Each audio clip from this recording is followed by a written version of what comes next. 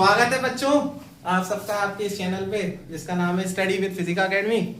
और हम लोग जो है थोड़ा सा एक इम्पोर्टेंट चैप्टर लेके आए हैं आप लोगों के लिए जिसका नाम है चैप्टर 14 सेमीकंडक्टर डिवाइसेस।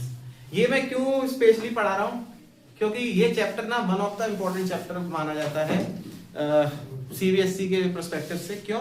क्योंकि यहाँ से अगर हमारे पास कोई भी 3 मार्क्स का अगर क्वेश्चन आएगा तो जनरली बच्चे इसको अटेम्प्ट करके स्कोर आराम से इसमें कर सकते हैं। तो अगर हम इस चैप्टर की बात करें तो ये चैप्टर नंबर 14 है, सेमीकंडक्टर डिवाइसेस है। क्यों आया है वर्ड सेमीकंडक्टर? क्या है व्हाट इज सेमीकंडक्टर? तो बच्चों सेमीकंडक्टर एक ऐसे सब्सटेंसेस होते हैं जिनकी कंडक्टिविटी कंडक्टर और इंसुलेटर के बीच में लाई करती है।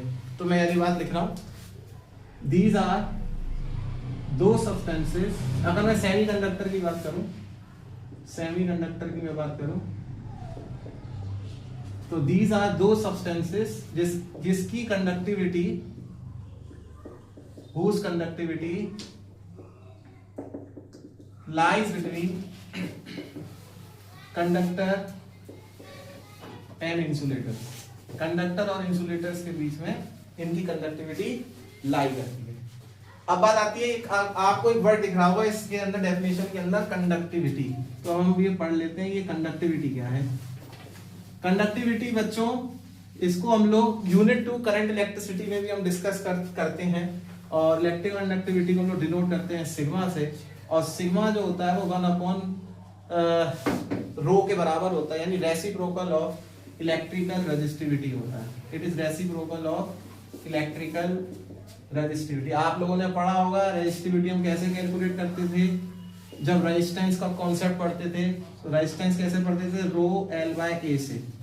रो एल बाय ए यहाँ पे क्या होता था? रेजिस्टेंस लेंथ के directly proportional, area of cross section के इनवर्सली प्रोपोर्शनल होता था। तो रेजिस्टेंस अगर किसी कंडक्टर का बढ़ा तो रेजिस्टिविटी भी बढ़ेगी, और जब रेजिस्टिविटी बढ़ेगी तो उसकी कंडक्टिविटी जो होगी वो क्या हो जाएगी? डिक्रीज कर जाएगी।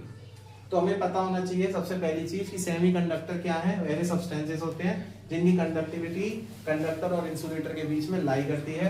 कंडक्टिविटी क्या होती है? Reciprocal of electrical resistivity. Resistivity हम कैसे कैलकुलेट करते हैं? रेजिस्टेंस के कॉन्सेप्ट से।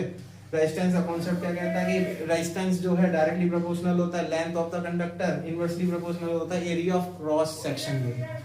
तो अब बात आती है सेमीकंडक्टर की। अगर हम बात करें तो ये बेसिकली हम लोग इस चैप्टर में ग्रुप 14 के एलिमेंट्स की स्टडी करते हैं। ग्रुप 14 के एलिमेंट्स